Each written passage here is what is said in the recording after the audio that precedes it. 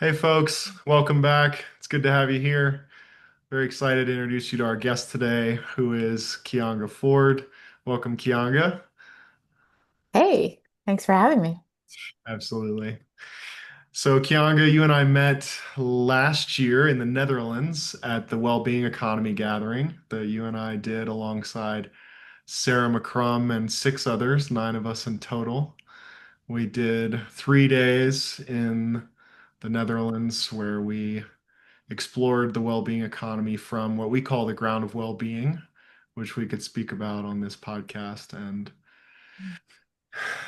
then you and I transitioned from the well-being economy gathering into the first ever Luminous Lab that was hosted in Amsterdam and got to spend several days together there. And yeah, it's been over a year now since our time in person together, but I'm very excited to have you here for a podcast and recording today. I keep up with you in text messages and on social media and just see you traveling the world and doing good things and being a part of this next wave of consciousness that's unfolding on planet Earth right now and doing so much to show up and be available and be of service for what's needed in these times. So I want to thank you. I want to welcome you, express my gratitude for having you here, and also take a moment to set the field for all our listeners, which we do at the beginning of every recording. So if anyone's been here before, you know this is a field first podcast. What that means is we invite you to notice not only the topics and territories and lines of exploration, the concepts and constructs that Kianga and I are exploring here today, but also where we're speaking to you from, noticing the field of consciousness that this conversation's recorded from. And yeah, just inviting you to take a moment to take a breath, to relax into. Allow yourself to be resourced and even recreated by the field of consciousness that this conversation is recorded from. So, welcome. It's good to have you here. And welcome, Kianga. Thank you. Yeah.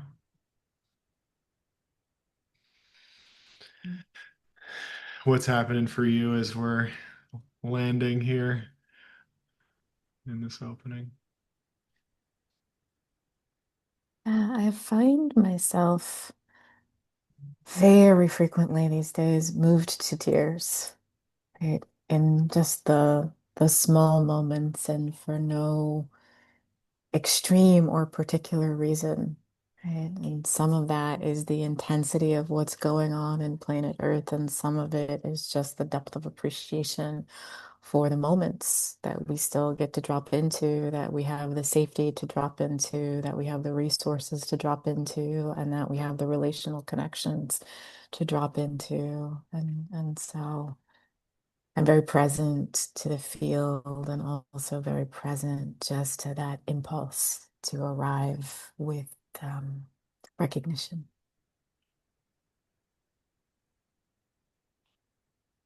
I'm curious when you say when you talk about how much is going on these days, what have you really been with? What are you noticing? Hmm. Well, that's a big question, and I think I'm going to refer to. I'm like, am I going to start with Dr. TikTok, um, my resident expert? Um, one of the last things that came through on a group thread that I'm on, part of how we survive these days, right? Is like a cluster of group threads, and I'm on a group thread with a number of my dear friends from my undergrad. And we share a lot of things. We all identify as women of color in some way, and some of us with immigrant histories, and many of us with multiracial histories.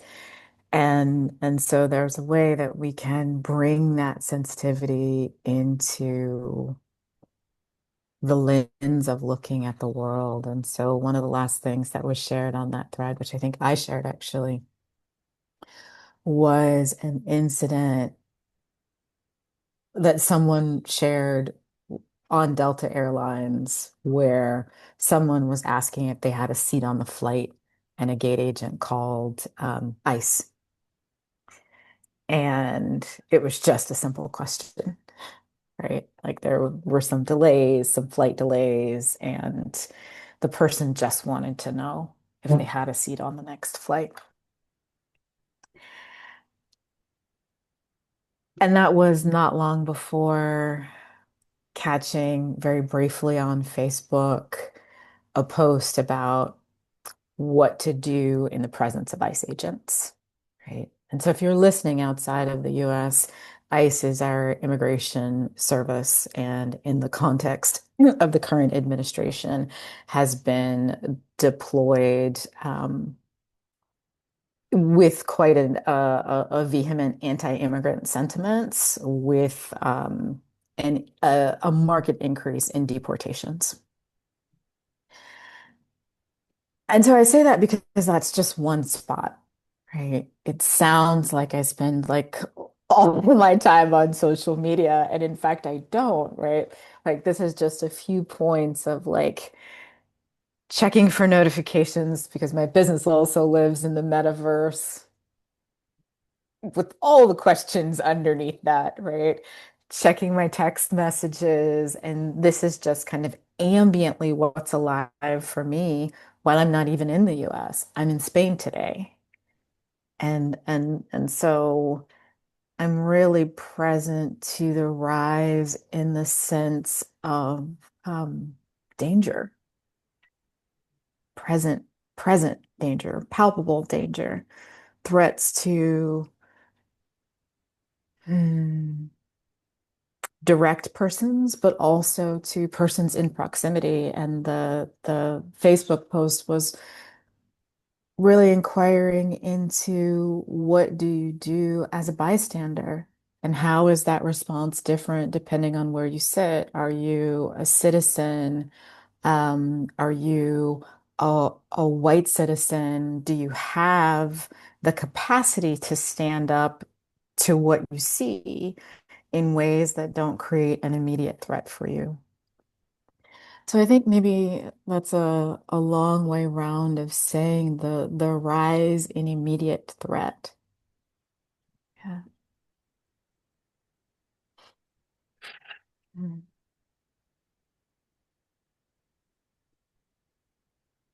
It's amazing. In some moments I have the experience of just going about my day and then pull out my phone and open up Instagram for a minute. And in that 1 minute, there's a clip of people who are from Mexico in the United States being physically grabbed and thrown into a van, ripped apart from their families, this type of thing. And then it's like close Instagram or turn the phone back over. And in the last 30 seconds or last minute, the nervous system and the neuropsychosomatic energetic system is just taking that in. And, um, you turn right back to the friend you were just talking to, but all of a sudden there's universes that are here. Uh, that, I mean, they were here before I opened the phone, but they're much more palpably and presently here. And that happens regularly. I mean, the number of horrific events that you can see just, I have friends in Ukraine who are sending updates every day of what's going on in Ukraine, and um, things going on in Israel and Palestine. And it's amazing the gift of social media, how interconnected we are and able to actually see what's going on. And also how do you deal with that, and how do you be with getting glimpses into the most tragic and horrific things that are happening in the world as you're going about your day. It's yeah. Yeah. I think there's a kind of exponential to that, a kind of stacking that, on the one hand, if you look at it from a kind of linear perspective, we say things like never again, never forget. Mm. And there's a way that the simultaneity of all of these things occurring at once, I find renders many of us quite inert, right? Quite impotent in the face of knowing what we weren't previously able to know so directly in real time, right? Now we have access, we know, but how? How does one respond and on what trajectories and at what speed? Right? Do you respond at the speed of building something for the future? Do you respond at the level of trying to interject into the thing that you see that has already just happened? Right? Like there, I think it leaves us with a lot of questions and quite frankly, with a lot of nervous system dysregulation. Absolutely.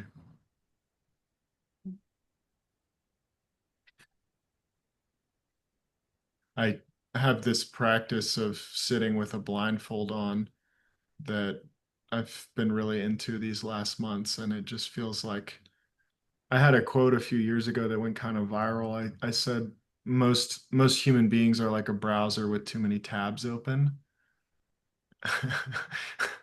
My whole life, my whole life. Right.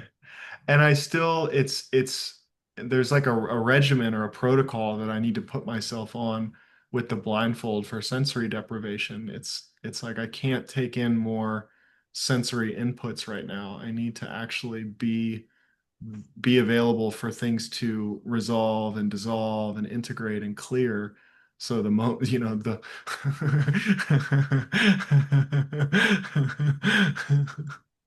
It reminds me of one of those really early Mac operating systems where the computer voice would come on when it hit like a space of overwhelm or fragmentation, and she would say, "It is not my fault."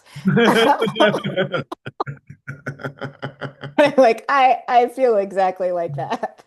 Exactly. Exactly. Yeah. Yeah. Yeah, and there's so many of us who are walking around in the world in a functional freeze response or in a chronic state of overwhelm and overstimulated and overinformed and just sort of spun out, spun out and still functioning. Yeah. And frankly, you and I lead fairly similar lives. I can't really imagine what that's like for people that are also in 9 to 5 or fairly regimented contexts that are also demanding of their attention in real time. I've chosen a life that allows me a lot of spaciousness and allows me to choose when I'm resourced enough to work, when I'm resourced enough to give my attention. I also have some life circumstances like I don't have kids that really allow me to control a lot of how much my attention is petitioned. And to take in this level of information, to be this over-informed with also that kind of constant attention demand and response demand, that seems hard, let's say, to use a big word. What are you finding most supportive and helpful for you in navigating this? I'll just say this. Mhm. Remembering the long game. I'm in Tarragona, which is about an hour south of Barcelona. And right now, as we speak, I'm looking at the ancient Roman city here. And it's there's a lot that happens for me here contextually, but it's an excellent reminder that empires come and go, right? Life is always present. Life is present in the horror. Life is present in the atrocity. Life is present in the transition. Life is present in the rebirth and the rebuilding. Much later than the Roman presence here is the much more recent history of fascism and autocracy here in Spain.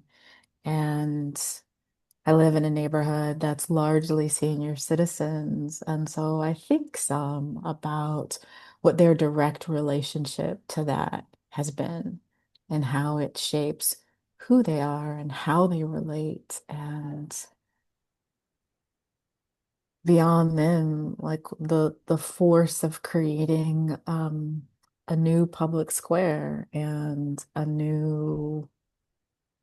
a space of new development. One of the things that I marvel at here is they have tons of public programming, right? Like cultural programming. But one of the things they have is free classes for young people in the summer. So you can drop in and do a 3-day workshop on rap production or, things that might be sexy topics if you're, 18 to 22 or whatever the range is. But there is for me an optimism in being able to see how much infrastructure, how deep the expectation is of a public discourse that close to historical atrocity. Yeah. And I'm on my way to South Africa, which speaks volumes of the recency of historical trauma. I, I I go where I'm called, so I think I'm rather on a tour about survival and resilience. Um, and so there are many practices that I can point to, but I think the practice of historical contextualization is actually the one that keeps me most grounded. Mm. Can you say more about a tour of survival and resilience? Hmm. Yeah. I mean, here I am in post-fascist Spain. Off I go to post-apartheid South Africa. Right? The next place that calls me is Zimbabwe. I may go there in conjunction with my trip to South Africa. And when I first started to hear the call to Zimbabwe, I was like, well, what I've been to Zimbabwe, not for a great many years. Um, but I was very curious, like, why this place now?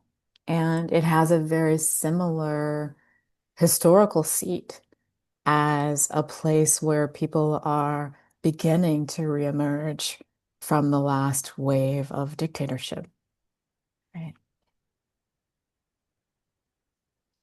And I would say none of these places are places that I chose from a list of places because that's where I wanted to go, right? Something happened and an invitation was made to me in the field, and I said yes, right? The last place that I was in the US that made me such an invitation was Tennessee. And I never imagined being in a position where I could go anywhere in the world and being called to the American South. My family is from the American South, from Georgia and Virginia. Um, and I have spent a lot of time in California and other places that feel more liberative, more liberatory in their ethos. Um, and I got to Tennessee, and the land is beautiful. And it also has the history of, I think, the second highest number of lynchings in the US. And so I am at some level deeply aware that the land is making calls for healing.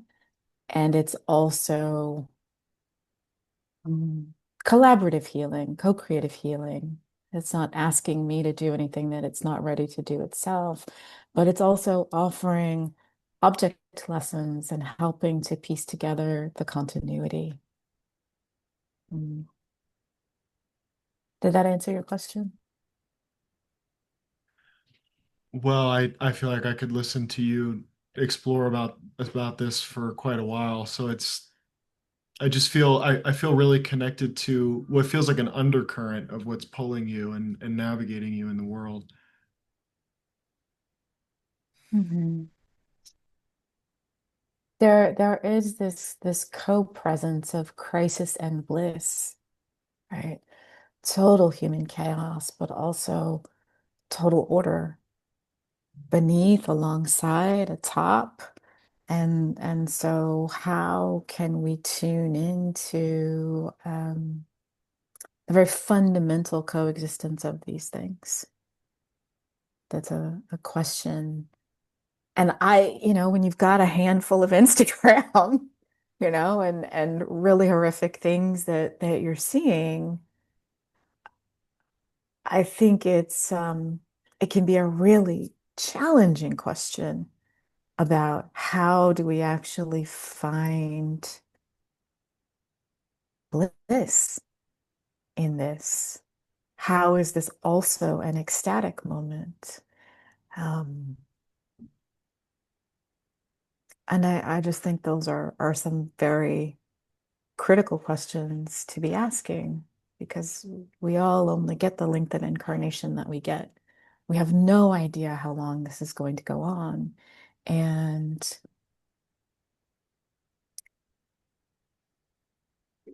there is the question of how do you live? How do you participate in a way that is ethical and attuned and also connected to the gifts that you have to give and the time that you have available here to give them? Yeah.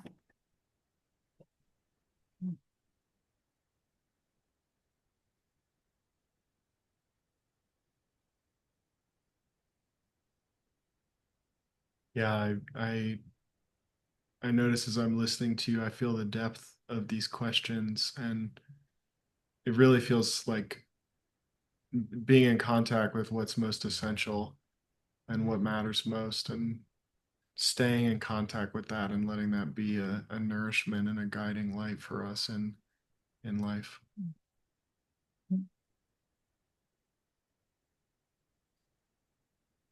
Yeah, we have big questions. We also have a lot of moment to moment attention demands and let's call them information opportunities, right? And how do we balance those things?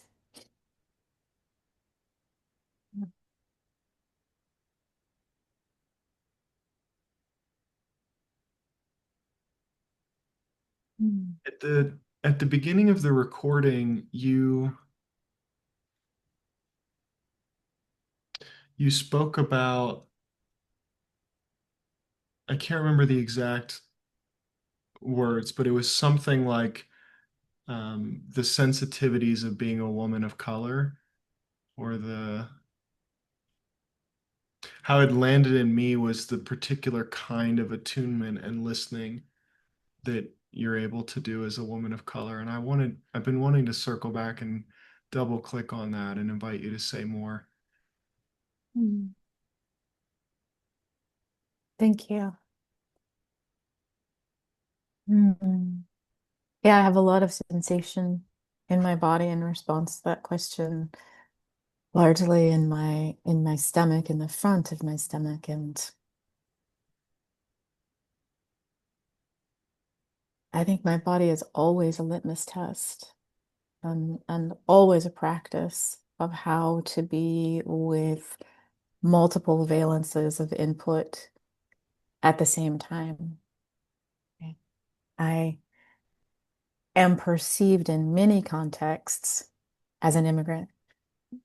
In other contexts, um, most benignly as a visitor, maybe as an expat, right? It depends on where I move my body in the world. And so I'm able to tap in um, to the zeitgeist in a way that often shows me what's out of alignment or where are the points of friction. right? So in this relatively small city in Spain, I meet fairly little friction, fairly little, some. Um, a couple of months ago in Portugal, I was just a kind of lightning rod. My body was a lightning rod for the rising anti-immigrant sentiment across Europe, but specifically in Portugal, which is absorbing an intention with its own colonies. And I look very much like the representation of Portuguese colonies, very Brazilian, very Cape Verdean. And so it gives me an opportunity to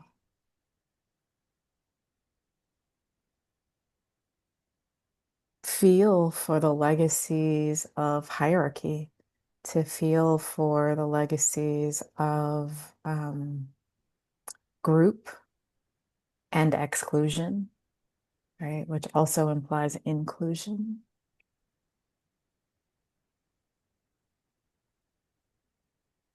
I have been in this body long enough and with enough awareness that I actually have come to see it as a tool um, that allows me to kind of charge a field and test for its tensions. There are other ways to look at it, certainly, but that's one that I'm present with quite often, you know. And a question that I often have for myself is how do I become neutral enough that the experience that I'm having is an experience of sight rather than an experience of conflict or resistance? Mm. Mm. Yeah, I keep hearing as you're speaking, Kianga, I keep hearing this phrase of developing intimacy with what it's like to be othered. Mhm.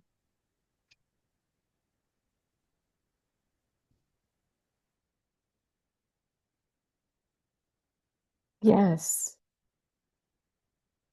Mm. In that way that the exception shows us the rule, Mm. right? The positive shows us the negative. The whole is always the light and the dark. In in being with that kind of catalytic friction, that catalytic exclusion, I can also be with the real requirements of inclusion, the requirements of connection and belonging, which are really core to my heart and my work. And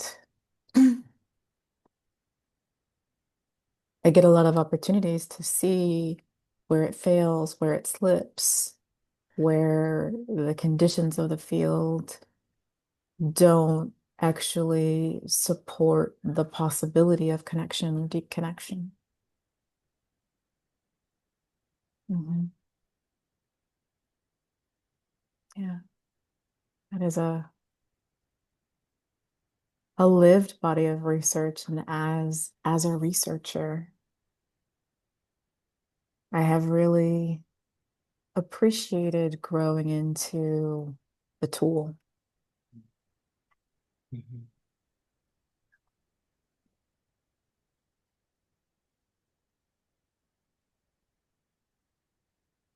Well, I want to say obviously, the way it comes to me is obviously you've learned and discovered a lot, and it seems like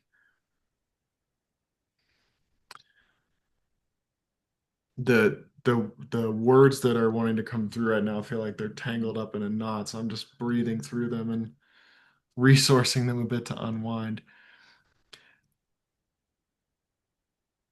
It feels like being with you and experiencing you in this conversation, I get a very deep feeling that the world has a lot to learn from you and from this experience and perspective that you have of making yourself available for understanding the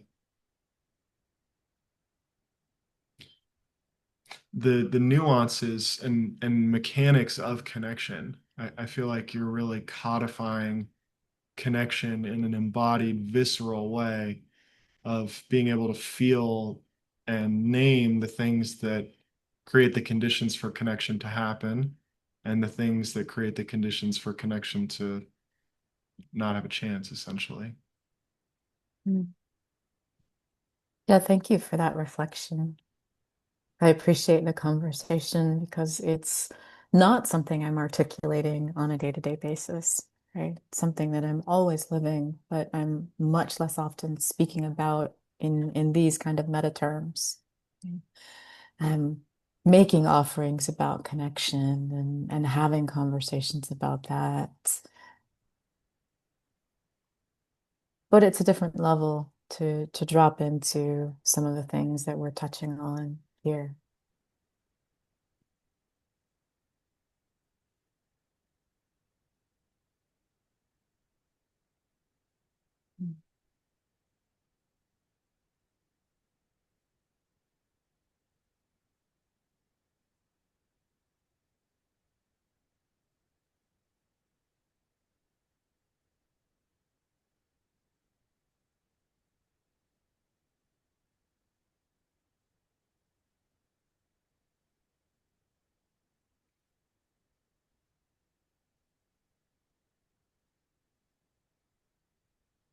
So what is the world not hearing?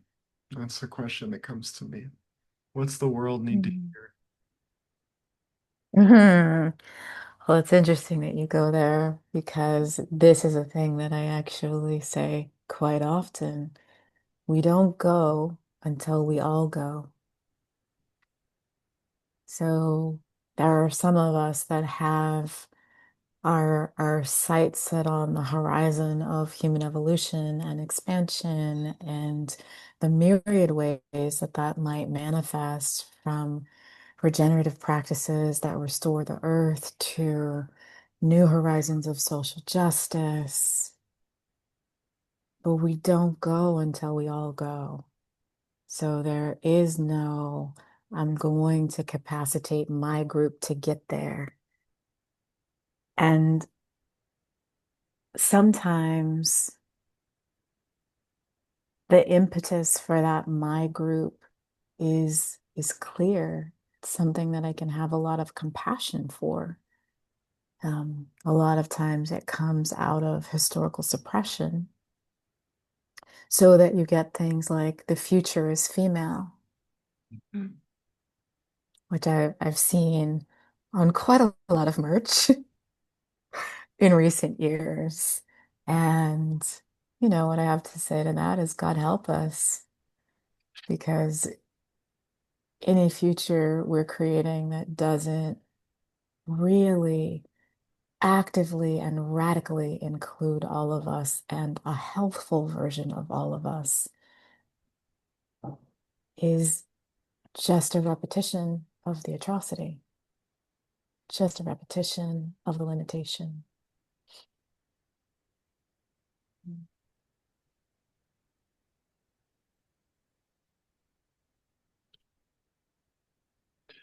There's a very common metaphor that's used of the pendulum swing, right? It's like Mhm. for so many years there was this suppression of women, and we pendulum swing to the other side, which is the future is female, right?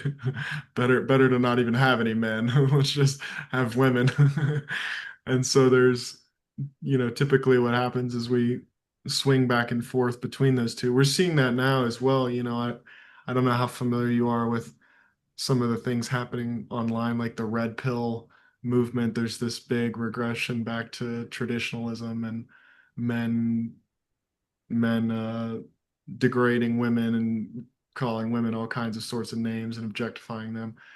So there's as the pendulum swings back and forth between these two poles, what's the middle way that navigates between the two? That's what I hear you inviting. That's funny. I'm completely not in charge of the images that come into my head, but the image that I had when you started to describe that pendulum swing was that Miley Cyrus video where she's like riding the wrecking ball. And I'm like, the way to do it is you leave her on the ball. And when it gets close enough to you, you get on the ball too, right? And then it swings all the way around, and we gather more and more people as it swings. But yeah, this pendulum effect, it's not so great. It's not so helpful. And I mean, it is what it is, right?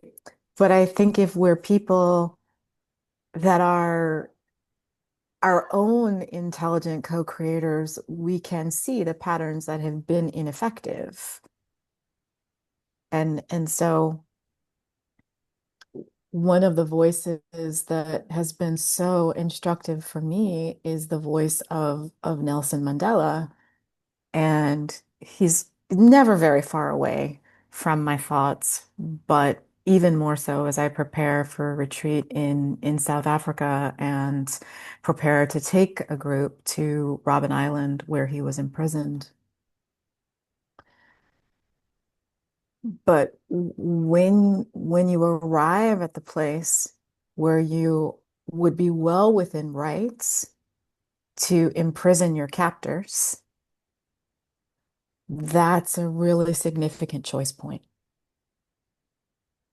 And so where I sit with the future is female is the future is essentially integrated. It is essentially complementary. And where I can capacitate the participation of healthy masculinity, I do, and not casually, right? With a great deal of commitment.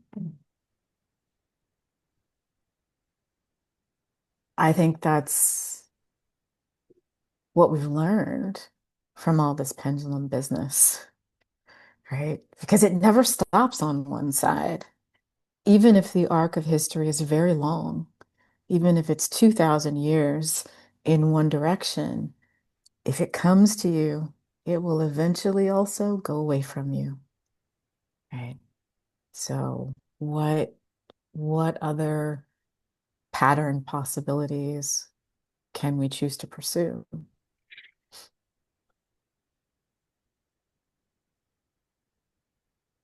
Well, yesterday you sent me a link to a fora that you are convening and facilitating on masculine leadership, male leadership, actually. Um, I wonder if you could speak more about that. Yeah. And thank you. And I'll sort of dig into the language there a little bit. It's actually a forum on masculine leadership, and it's only available to men. Okay. Okay. Great. So it is a particular expression of masculine leadership. They really want to be able to support the evolution of healthy masculine leadership in male bodies. Um, and that's a much more complex conversation. You know, we can start with just the understanding that we all embody both of the aspects. And there is a way that culturally we've really begun to squeeze the masculine expression out of the male experience. And we're paying for it. Mm. Right? Mm. Um, the cost is the red pill, the cost is the manosphere, the cost is the resurgence of conservative Christian politics. The cost is the current administration, right? There are many costs to pay for our inattentive suppression of an essential force. Mm.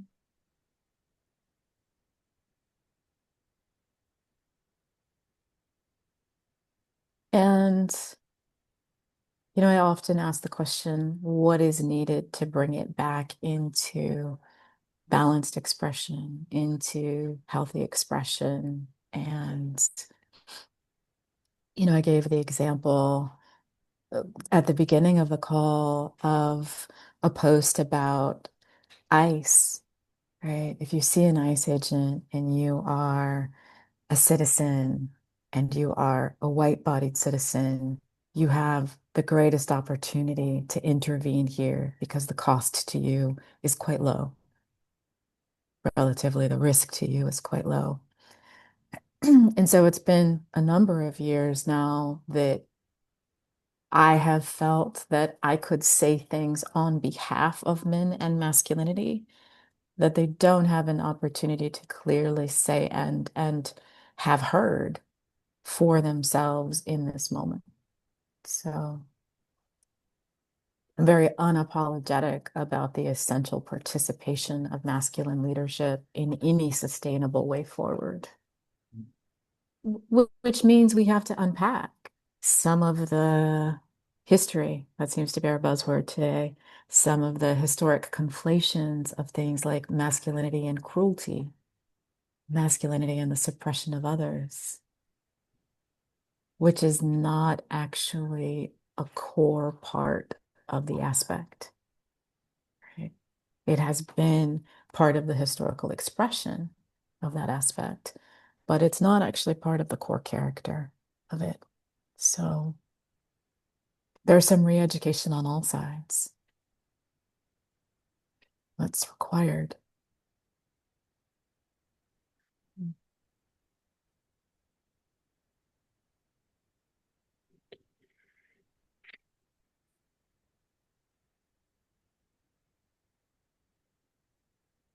Mm. I don't know if people ask you back, Forrest, in your field first conversations, what's happening for you? What's occurring for you in the conversation? Yeah, absolutely. That's a beautiful Yeah. question. Um, it's rare that I experience a woman advocating for men. I mean, it's not unheard of, right? And it's rare.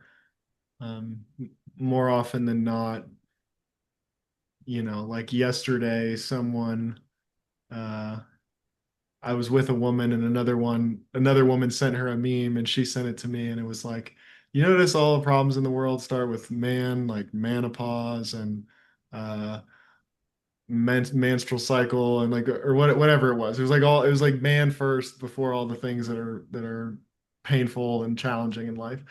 Um, and that's more often the kind of thread that I feel like culturally weaves through is men are the problem. Um, I took a very, very big risk. It felt like in the moment I was at an event in April in Austin, and I was asked to give a lightning talk um, on the spot. Somebody just handed me a microphone and said, "Hey, talk for 5 minutes to this group of well, over 100 people sitting there." And I walked up and had my microphone and I looked at the group and I said, I'm going to take a really big risk with you all. I'm going to talk to you about something that I think about when I'm alone in my bedroom at night and I don't talk to the world about. And I haven't talked about it on this podcast. So, here I am, taking a risk. But I told the group, I said, I feel like when we use the word patriarchy, that we're shaming and hating men. I absolutely understand the sentiment. Like there's a lot to look at here. And I think we really need to reclaim this word to mean male leader. Like we have matriarch is a very positive word for a leader who's a female, but the word patriarch has a really negative connotation. And at the very least, I think we need something like healthy patriarchy and unhealthy patriarchy to start to create the conditions for a male leader. And specifically, I don't have any attachment to the word patriarchy, but the thing that I'm speaking to is, the thing that I feel like I hear you speaking to is, I feel like our world needs father figures for humanity. We need these like planetary dads who step up and say this is okay and this is not okay, and um, who embody genuineness and love and compassion and vitality and generosity and virtue. in our family, in our relationships, um, with children in our community, and on larger platforms. I mean, if you look at the male, for me, the male archetypes of leadership in the world are like Elon Musk, Joe Rogan, Sam Altman, Donald Trump, Putin, Vladimir Zelensky. It's like there's a lot to be desired, in my opinion, of men who can stand up at the scale of 8 billion people and help humanity to grow up, who can really help parent our world. So these planetary patriarchs or these father figures of humanity or these dads of our planet are really needed right now. And yeah. Mhm. I love the image of planetary dads. I see a lot of men in jeans and t-shirts and capes. Lawnmowers, just a fleet of lawnmowers. Great. It was some excellent animation visuals for that. And I want to say I 100% agree with that impetus, with that impulse that we do need healthy models. I had someone say in the forum that I led last night something like these models that you've just called up, your Musks, your Trumps, your Putins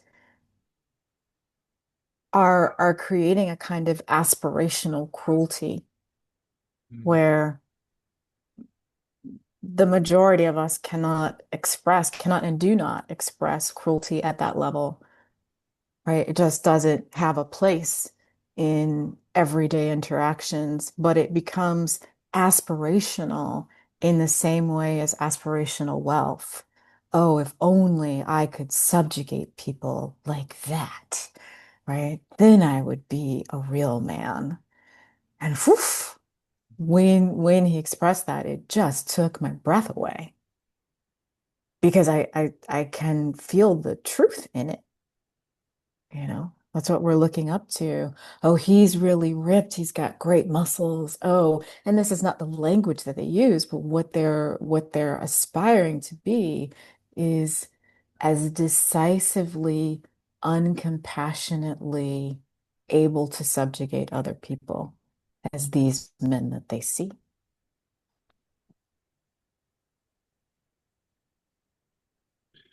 And which I it's think is yeah, go ahead. well, and the other person coming to mind is Andrew Tate, right? He's Hmm. maybe the biggest influencer in the manosphere right now. Hmm. Hmm. From what I understand, he has 200,000 young men between the ages of 16 and 35 who are enrolled in his university, from which he pays himself $1 million a week. I've heard him say many times. He's got Wow. 100 supercars. That's an exaggeration. He has something like 75 supercars, actually. Um, Four-time kickboxing world champion, right? And so there's this, if anybody knows adult development theory or stages of development, there's this deeply primal red energy that moves through him that's power, money, sex, cars that go 300 miles an hour. That's again an exaggeration. They go 200 miles an hour. Um, right. And and and men, I mean, even I am magnetized to that. It feels good in the body to feel powerful. And of course, when there's no connection to the heart, when there's no connection to other faculties, it's um it's uh it's a recipe for disaster. And I have so many men show up in my life, in my Zoom room and in conversations and stuff. And the way these guys talk to themselves now, I mean, they've interjected this worldview, like I'm a worthless piece of shit, I'm a good for nothing, whatever. It's like there's this thing of until I become this pinnacle of the male experience, I'm just dog shit. And my hand goes to my heart as I say this. I'm just hurting because I can see, if you hang out in consciousness communities, there's often something left to be desired. You're like, where are the lower chakras? And then you see Andrew Tate, and there's going, okay, there's a lot of lower chakras, but I don't, where's the heart, and where's the planetary view? Um, where's the care for larger collectives, and how are we talking about women, right? Um, and so that's all part of this planetary dad conversation for me is an actual new archetype of male masculine leadership that we Mhm. haven't seen, in my opinion. Absolutely. I think you really put your finger on it, which is that it comes down to creating alternate models or possibilities of power. Right. And it, it's frequently said, but I think still quite true, that the shift in that framework of power is from power over to power with, right? But helping people understand that power with is not a lesser kind of power. It's not a lesser expression of power. And that there's actually something that you reclaim when you get out of the dynamic of subjugation, right? Which is a whole other thing. I think the one thing that gives me pause is the language of patriarchy, right? Like the particular word. And I'm often advocating for the language of the masculine and feminine, which is also quite frequently under fire. So I'm here for underdog language. But I think when I think about the corollary of patriarchy, matriarchy, it also doesn't sit quite well with me. And when I hear particularly men in my sphere, when they are referencing the matriarchs in their family, or saying like, I come from a very matriarchal family, there's something in that that is also an expression, however unspoken, of a kind of subjugation of what it is they had to offer, to bring.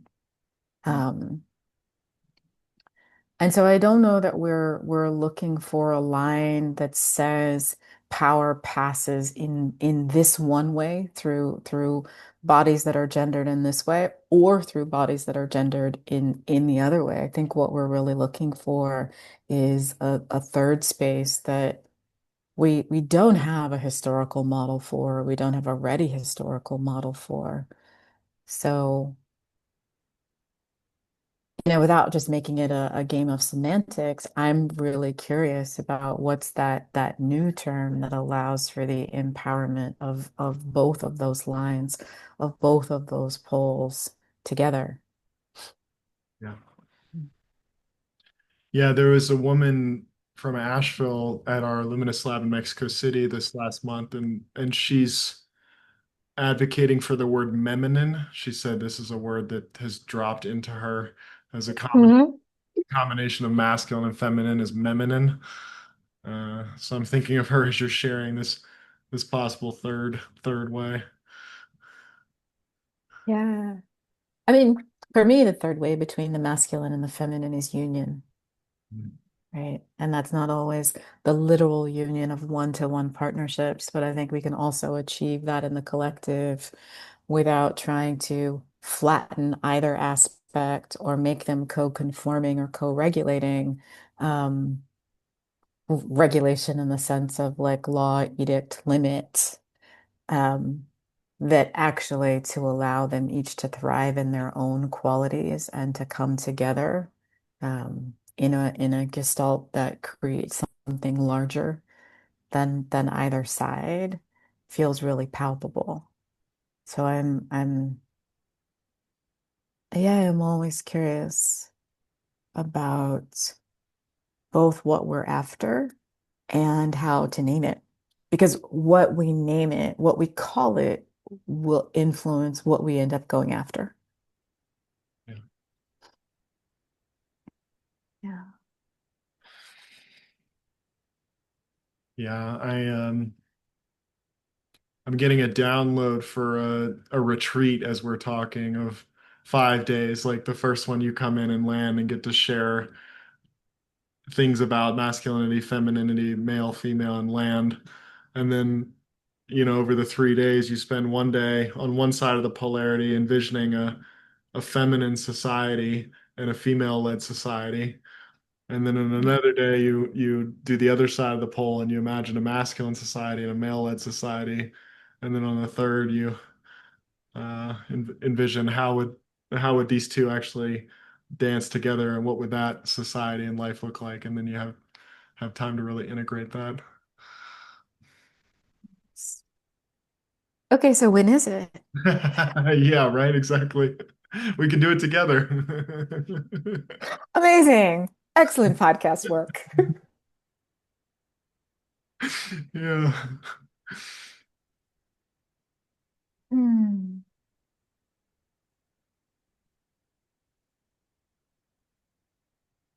Hmm.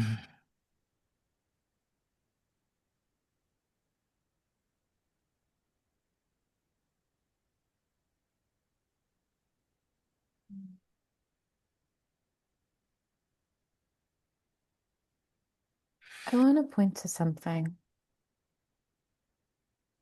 I want to point to the ways that our sitting together, you and I, is an embodiment of what we're talking about. Hmm. Um, it as a way of offering this to anyone who's listening as a practice. Um,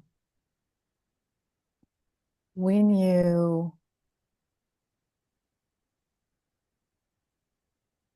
sit with someone from whom you've had a very different experience and from whom you might be having a different experience in the moment that you're in, there is a place to see you can stay with the discomfort of that initial friction until you drop into a place where first you can describe the experiences that you're having to each other. And then you can continue to drop a level deeper and a level deeper until you find the places where you are actually having a shared experience. And I think in the last year, you and I have really done that. Um, And I want to point to it because it sounds like very abstract work when we talk about it. Okay. But it's very felt work, it's very embodied work, it's very in the moment. What is possible for each of us in each moment of our relating with other people? We have, you and I love to play with visionaries, right? And we can have really big horizon ideas, but a lot of times the work is in being in the discomfort of the moment that you're in, being with the friction created in the relational exchanges that you're already having.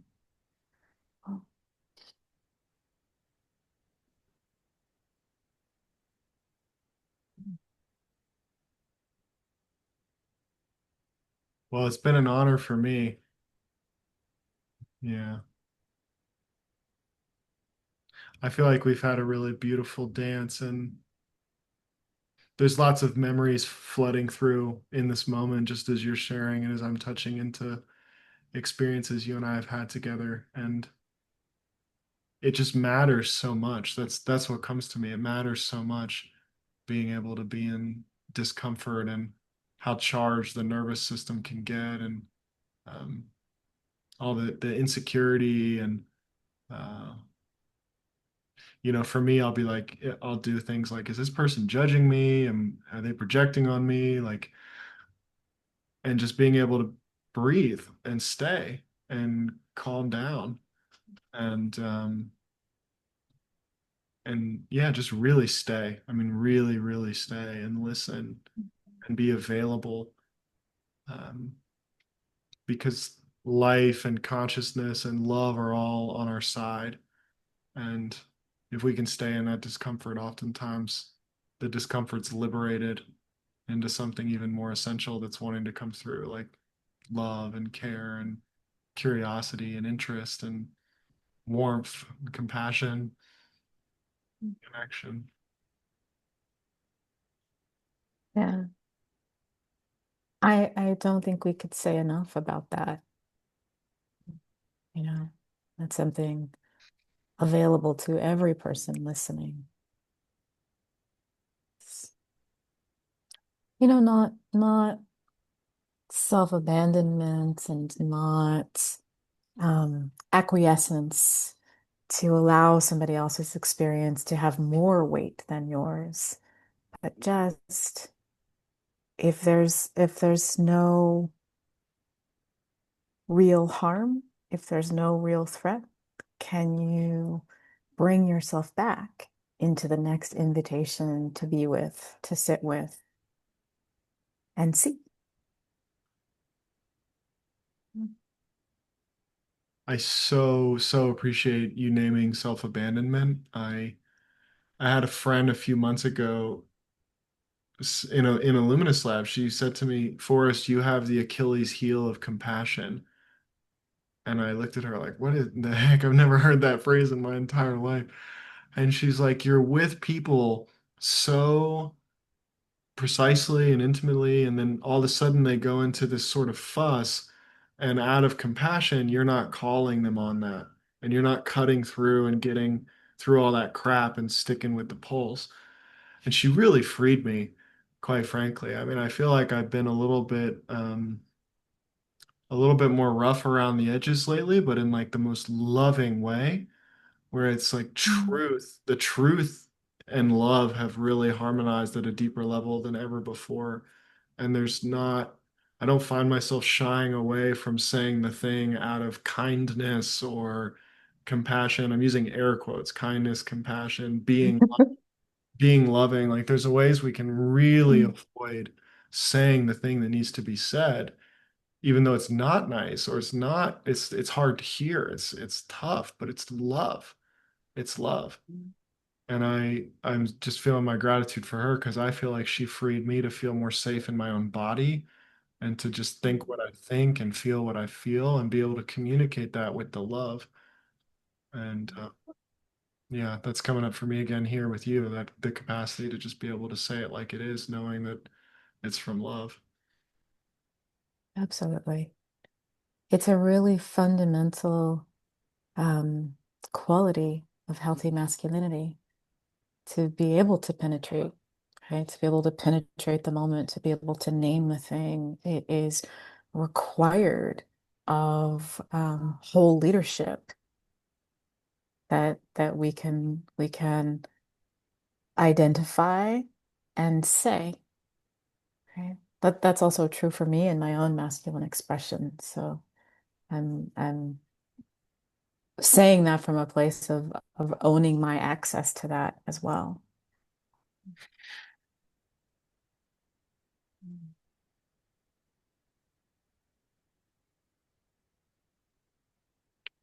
Well, I know we're talking about it in connection with each other. It also feels like an invitation for our listeners to play with masculine leadership expressed as the quality of compassion that pierces through all the crap to get to what's essential and what matters. Mhm. Mhm. Mhm. Would you say that differently? It's funny, there's a quote that's like right on the edge of my mind, but I can't find it all the way. And I'm like, oh, do I want to fumble it? It's something like 99% penetration is like a horror, but 100% penetration is bliss, Mm, right? And thinking about that, the way that it was shared with me was like, the warrior with the sword. If you're going to chop off someone's neck, the greatest compassion you can have is a clean cut, right? Sawing into someone's neck with that sword is not more compassionate, right. right? So. if you're gonna wield it well, wield it benevolently, you know. That is a gnarly image. That's great. Like I said, I hold no responsibility for the images that come into my mind. Right? As we talk about moving toward a more peaceful world, but sometimes that peace actually is on the other side of a recognition of the capacity, Absolutely. you know, Absolutely. the capacity to harm, the capacity to go all the way. And when I can hold that capacity rather than eschewing or abdicating that capacity, then we have a whole other thing happening because now I'm choosing benevolence rather than cowering to my sense of my own ineptitude. Oof. What a line. That's a good one to transition on. My goodness. Mm. Okay, before we pause for today, I want to say thank you. Um, I also want to create space for you to share about things that you have going on. We mentioned the masculine male leadership forum, which I will link in the show notes. What else can I link? What else, what invitations do you have for our listeners? How can we engage with you? Yeah. Excuse me. Thank you so much for the invitation. And so, one of the really interesting things about the masculine leadership fora is that they are by invitation only, Uh, because we really want to know who's in the room. We really want to be in a place where we can expect a certain level of engagement has already happened with healing the masculine so that it's the men who show up in the room are really available to bring an integrated masculine leadership that is not still addressing their own wounds. There is, and of course, we're always continuing to address what's internal to our own person and experience. That never goes away in leadership. And we're just making a distinction. There's a great there's so many great things to be said for doing the work on the wound and beginning there. And I have many resources for that. I have programs that I offer on that. And the four is are specifically for men who have already engaged that work. That said, if you would like to join one of the fora, just reach out to me. Kianga. Maybe that's not so clear. It's Kianga at loveandfreedomeducation.com. Love and all spelled out, freedomeducation.com. And anybody that wants to reach out to me is more than welcome to. And I'd be happy to be in conversation and see if the four are a good fit. I also do very deep work with feminine leadership, and you can find some of that information on our site, which is just www.loveandfreedomeducation.com. But also reach out. I have some really profound containers for real life experience in these areas coming up, and I'm really delighted to design experiences for us to live these principles rather than just thinking these. So one of our next ones is, oh my goodness, it is a matrilineal lineage rewiring retreat in South Africa with an indigenous shaman. So if any of those things appeal or speak to any of you out there, just be in touch. Thank you for the invitation. Beautiful. Beautiful. I'll link everything you just shared in the notes so people can get to it easily. And yeah, thanks, Kianga. Thanks for being you. Appreciate you and who you're being and how you're being in the world. And thanks for being here on the podcast. I really enjoyed this. Thank you. Thanks so much for having me. Thanks everybody for listening. And I look forward always to our next conversations. Lots of love, everybody.